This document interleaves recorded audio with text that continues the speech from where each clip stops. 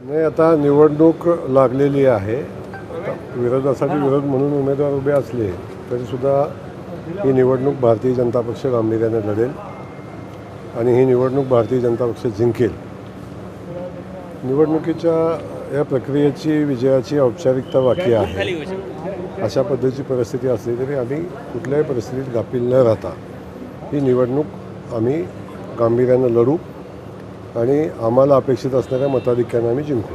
नाही, अशी ज्या ज्या लोकांना बोलणं अपेक्षित होतं त्या लोकांना बोललो. काही लोकांशी कॉन्टॅक्ट झाला नाही किंवा काही लोकांशी कॉन्टॅक्ट करावं असं मला वाटलं नाही. अशा लोकांशी बोललं नसेल, परंतु बहुतांश लोकांनी बघितलं आपण की उमेदवारी मागं घेतलेली आहे आणि ते सगळे भारतीय जनता पक्षासोबत राहून भारतीय जनता पक्षाच्या उमेदवारांना जिंकण्यासाठी सगळे मिळून प्रयत्न करतील. भाजपचा विजय होऊ नये म्हणून नाही, भाजपचा विजय होणार आहे याची पूर्ण जाणीव त्यांना आहे आणि त्या बाबतीत त्यांचं काहीच मत असायचं कारण नाही. पण आता निवडणूक लागल्यानंतर का लागली, कशी लागली, कुणी लावली या संदर्भात मला वाटतं चर्चा करणं माझ्या दृष्टीने उचित नाही. माझ्या दृष्टीने हेच आहे की ही निवडणूक आता आपण ताकदीनं लढली पाहिजे. आम्ही ताकदीनं लढू आणि मी आज सांगतो की जे मार्जिन असेल ते भविष्यात उमेदवारी करण्याचा विचार करणार नाही अशा पद्धतीचं मार्जिन या निवडणुकीचं राहील.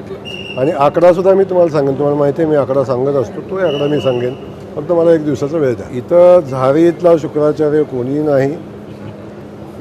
निवडणूक वसंतराव देशमुख लढत आहेत, त्यांच्या मागं कोण आहे त्यांची ताकद राहिलेली नाही.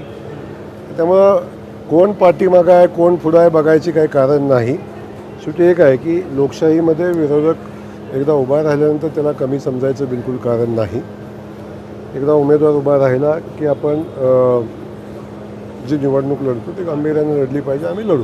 मला एक समजत नाही, ज्यांच्याकडं 616 मतातली 16 मतं नाहीत अशा लोकांशी लढाई व्हायचं काही कारण नाही. ही लढाई जी आहे ही औपचारिकता आहे आणि औपचारिकता आम्ही पूर्ण करू 18 तारखेला. विनाकारण कुणाचं तरी नाव घेऊन कुणाला तरी मोठं करायचा प्रयत्न करू नका आणि ज्या कारणासाठी निवडणूक लागली ते कारण आपण साध्य करू नका. भारतीय जनता पक्षानं मला काय उद्दिष्ट ठेवून इथं पाठवले, ते उद्दिष्ट पूर्ण करण्याच्या दृष्टिकोनातनं जे जे करणं शक्य आहे ते आपण करतो आणि ते उद्दिष्ट प्राप्त करायचा प्रयत्न करतो. त्यातली पहिला दुसरा टप्पा कंप्लीट झालेला आहे. आम्ही तिसऱ्या टप्प्यात आहोत. तिसरा टप्पाही पूर्ण होईल आणि तो पूर्ण होत असताना चौथ्या टप्प्याची वाट म्हणजे ही मोकळी झालेली असेल. अपयश तुमचंच आहे. तुम्ही लोकशाहीत असा विचार करता हेच मुळात योग्य नाही. लोकशाहीत निवडणूक लागली पाहिजे आणि लोकशाहीत मतदाराला मतदान द्यायचा अधिकार मिळाला पाहिजे हे डॉक्टर बाबासाहेब आंबेडकरांनी सांगितलेलं आहे. मग आपण बाबासाहेबांच्या विचाराशी सुसंगत वागलं पाहिजे, सुसंगत राहिलं पाहिजे. बिलकुल सगळ्या अदृश्य शक्तीवर माझं बारकाईने लक्ष आहे. अजिबात काळजी करायचं कारण नाही आणि अशा अदृश्य शक्तीवर बारकाईने नजर ठेवून आपण काम करू. झाड बॅग मॉल आता लगेच खरेदी आपल्या बजेटमध्ये.